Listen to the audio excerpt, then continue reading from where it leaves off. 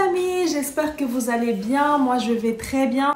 On se retrouve aujourd'hui pour parler de projet de naissance. C'est quelque chose qui m'a vraiment aidé pendant mes 3 accouchements, mes 3 grossesses.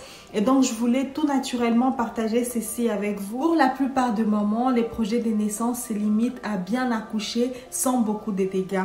Mais cela n'est pas un projet de naissance. Alors, c'est quoi un projet de naissance? Les projets de naissance est un document que tu remets à l'équipe médicale. Dans ce document, tu notes tout ce que tu aimerais vivre avant ton accouchement, pendant ton accouchement et après ton accouchement. L'OMS, l'Organisation mondiale de la santé, dit du projet de naissance que c'est une politique qu'il convient d'encourager. L'idée derrière le projet d'accouchement, c'est que c'est ton corps, c'est toi qui accouches, donc tu as le droit de choisir la façon dont tu aimerais vivre ton accouchement. Donc c'est à toi de choisir ce qui te convient. L'idée n'est pas de faire des demandes des stars ou de faire des caprices ou alors de demander des choses qui sont impossibles, mais plutôt de répertorier des choses qui sont concrètes, importantes pour toi, pour ton bébé et pour l'équipe médicale qui sera présent le jour de ton accouchement. Cela pourrait être par exemple si tu souhaites changer de position régulièrement pendant ton accouchement, quelle position tu aimerais avoir pendant ton accouchement, si tu souhaites ou pas le péridural, si tu souhaites accoucher dans l'eau, si tu souhaites avoir une lumière tamisée dans la salle d'accouchement, si tu souhaites avoir le pot à pot tout de suite après l'accouchement avec ton bébé, si tu souhaites avoir les pots à pot prolongés avec ton bébé, si tu souhaites bouger, beaucoup bouger, parce que souvent quand on te fait le péridural, on t'allonge, tu ne peux plus bouger. Si tu souhaites bouger avant l'accouchement,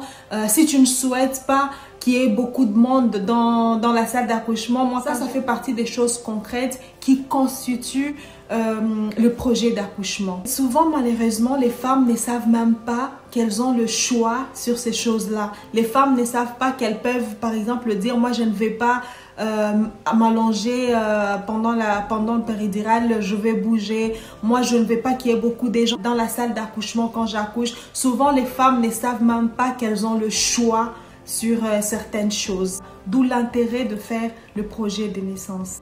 Alors, une fois qu'on sait tout ça, la question de savoir à quoi ça sert un projet de naissance. Un projet de naissance t'aide à définir ce qui est important pour toi et ton bébé le jour de l'accouchement, pendant l'accouchement, après l'accouchement et avant l'accouchement. Ça te pousse à t'interroger sur ce que tu veux pour toi, mais aussi pour ton bébé. Pendant ces temps-là, au fait, tu seras obligé de lire des livres, de faire des recherches sur ce que tu veux. Ces temps-là, tu découvres beaucoup de choses, ce qui concerne la maternité.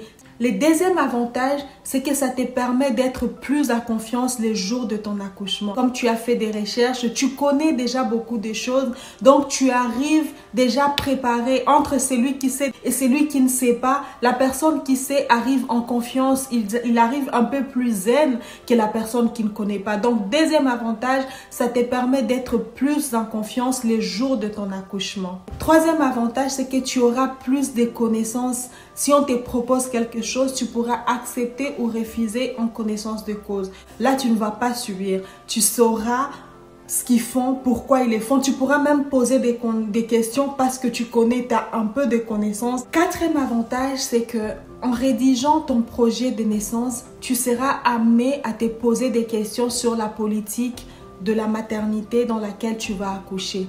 Par exemple, il y a des maternités qui font plus de césariennes, qui font plus d'épisiotomie, qui sont plus à l'écoute, qui font plus de péridurales. Et en rédigeant ton projet de naissance, tu vas te poser des questions sur la politique de la maternité. Par exemple, si tu sais que toi, tu ne fais pas la péridurale, tu vas aller voir si la maternité fait beaucoup de péridurale. Tu vas poser la question à la sage-femme ou aux médecins s'ils font beaucoup de péridurales. Et tu vas voir la réaction de la personne et tu sauras que ce n'est pas la maternité qu'il te faut et tu pourras changer. Tu peux changer de maternité, tu peux changer de médecin pendant ton parcours. Voilà, ça c'est les avantages que j'ai relevés par rapport au projet des naissances. Mais je sais qu'il y a beaucoup plus d'avantages qu'est-ce que je viens de citer. Le projet de naissance est très important. On retiendra que ça te permet de ne pas subir ton accouchement, mais d'être acteur de ton accouchement, de participer,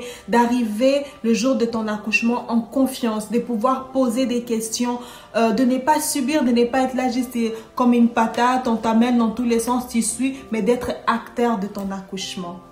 Les pays occidentaux, en tout cas, surtout les pays scandinaves, encouragent les projets d'accouchement. Et je trouve vraiment que c'est très avantageux pour les femmes d'arriver, d'être acteurs, de poser des questions parce qu'ils se sont renseignés, de ne pas subir leur accouchement, de dire je veux ça mais je ne veux pas ça, pourquoi vous faites ça, de demander plus des explications, de chercher à comprendre pourquoi ça et pourquoi pas ça parce que tu te serais renseigné. C'est ça en fait les avantages du projet d'accouchement. Un projet d'accouchement reste vraiment essentiel si c'est possible parce que je sais qu'il y a des pays où tu ne peux pas faire ton projet d'accouchement pour différentes raisons. Mais en tout cas, si tu as la possibilité de faire cela, fais-le. Maintenant qu'on a vu les avantages, on va voir comment rédiger un projet de naissance. J'ai prévu un document, c'est mon projet de naissance que j'avais fait pour ma 3e grossesse. Donc je l'ai prévu, on va partir sur ces documents-là pour voir comment faire un projet de naissance. Voilà en gros le modèle de projet de naissance que moi j'ai eu pour l'accouchement de mon 3e enfant. Il y a cependant plusieurs modèles sur le net, vous pouvez en télécharger un. 4 astuces pour t'aider à rédiger ton projet de naissance. Faire simple, trier les informations, faire plusieurs exemplaires et rester ouverte à l'inconnu. Le plus simple, c'est que ton projet de naissance soit concentré sur 1 ou 2 pages maximum. Inutile d'en faire plus. Pour une seule raison, c'est que la sage-femme ou le médecin qui te suivra ces jours-là n'aura pas le temps à consacrer pour la lecture. Donc, une seule page ou 2 suffisent largement. Il faut donc trier les informations et aller à l'essentiel. On évite d'entrer dans les détails ou des explications. Il y a plusieurs rotations des sages-femmes à la maternité. Il est donc possible que la sage-femme qui t'a accueilli ne soit pas celle qui t'accompagne jusqu'au bout de ton travail. Voilà pourquoi il est important d'avoir plusieurs exemplaires de son projet de naissance. Et surtout, garde un exemplaire pour toi. Et surtout, reste ouverte à l'inconnu. Sache que la vie est pleine d'imprévus, les choses peuvent ne pas se passer comme tu l'avais prévu au départ. La maternité est pleine de surprises. Pour plus de compréhension, voici un exemple de projet de naissance.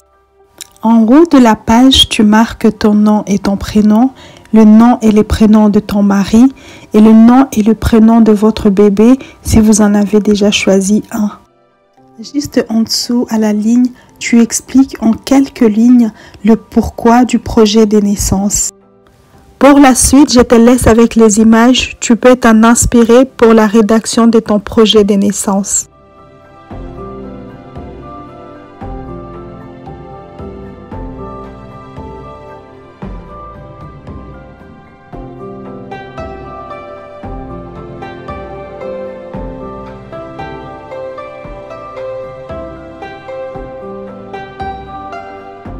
J'espère de tout cœur que cette vidéo vous a plu. Si vous n'êtes pas encore abonné à cette chaîne, abonnez-vous. Laissez-nous vos commentaires. Si vous avez fait des projets de naissance, qu'est-ce que vous pensez des projets de naissance? Est-ce que c'est quelque chose qui pourrait vous intéresser?